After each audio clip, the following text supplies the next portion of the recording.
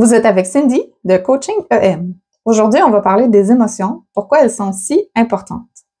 Il y a deux façons de réagir avec les émotions, trois façons, mais principalement deux façons difficiles de réagir avec elles. Soit on est envahi, on les sent trop fort, ou on est complètement déconnecté, on les sent pas ou presque pas. Est-ce qu'il y a une de ces deux façons de réagir vous interpelle ou vous fait penser à vous?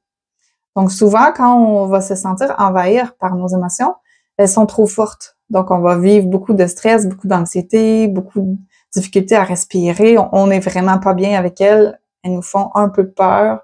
Donc on subit nos émotions plus qu'elles nous sont utiles. Apaiser le système nerveux va nous aider à calmer la tempête et à revenir vers une gestion plus saine des émotions où on va être capable de vivre avec elles sans se sentir envahi. L'autre façon de répondre est une déconnexion émotionnelle. Ça se peut que vous soyez complètement déconnecté, ce qu'on appelle une immobilisation. Donc, elles sont là dans votre corps, mais vous les ressentez plus, vous savez plus qu'elles sont présentes. Donc, vous pouvez vous sentir un peu gelé, comme amorphe, sans réaction, vraiment.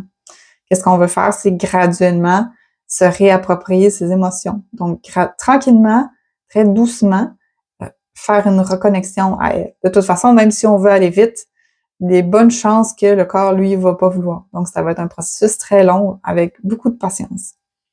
Qu'est-ce qu'on peut faire dans le premier cas? Donc, si, exemple, on est envahi par nos émotions, on peut pratiquer les respirations. Donc, se concentrer sur nos respirations. Pratiquer la méditation. On peut faire des méditations guidées ou seulement écouter de la musique. Donc, on veut comme calmer le son, réduire l'intensité de l'émotion, qu'elle devienne moins difficile à gérer, que ce soit plus gérable, plus facile. On peut faire aussi des mouvements doux, comme le yoga, qui va nous aider à nous apaiser. Toutes les stratégies aussi pour apaiser le système nerveux vont aider à calmer la réponse aux émotions. On peut pratiquer un scan corporel, c'est comme une méditation dans laquelle on va passer chacune des parties de notre corps graduellement pour voir comment elles se sentent. Au début, si pour nous c'est difficile la méditation parce qu'on est trop envahi par nos émotions, on peut commencer par faire des scans corporels un peu plus externes avec les extrémités. Donc, on va faire le scan sur les jambes, donc des pieds jusqu'aux hanches, on va faire les bras, les épaules, on va redescendre l'autre bras et l'autre jambe. Donc, l'idée, c'est de ne pas tout de suite aller dans les zones qui sont un peu plus anxiogènes, comme le cœur, le ventre, la respiration. On y va en doucement, on apprivoise tranquillement la méditation, les sensations corporelles. Et quand on se sent prêt, on peut aller un petit peu plus loin dans la méditation, mais on y va lentement, à son rythme. Si on est déconnecté de nos émotions, on peut également faire des scans corporels pour essayer de retrouver le ressenti, donc le ressenti du corps. Plus on va ressentir notre corps, plus ça va être facile de se reconnecter à nos émotions. Donc, on fait le scan corporel, les jambes, les bras. On peut aussi intégrer les zones du tronc si ça nous dérange pas ou si ça nous rend pas anxieux. Comme exemple, le cœur, le ventre. Mais juste le scan corporel avec les bras et les jambes, ça peut être suffisant. Puis graduellement, on va développer un sentiment. Donc, on va revenir un peu dans notre corps, ce qui va permettre de réapprivoiser les sensations corporelles et très lentement retrouver une connexion avec ses émotions. C'est un processus qui est très, très long. Faut pas penser que ça va se faire rapidement.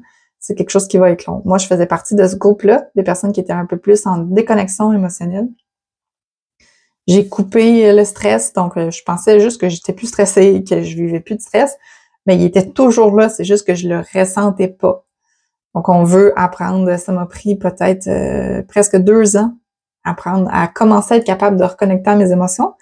Puis, c'est ça. Mon point, c'est faut être patient. Donc, c'est un processus qui va prendre du temps. On peut aussi, quand on est en déconnexion émotionnelle, ce qui peut aider, c'est de toucher des textures différentes. Donc, on réapprivoise le senti corporel en touchant des textures. Exemple, ici, j'ai une chemise qui est comme en satin. Donc, si je passe ma main dessus, je réapprivoise le contact du toucher. Je peux faire la même chose sur un tapis, sur une orange qui a une pleure un peu plus rugueuse.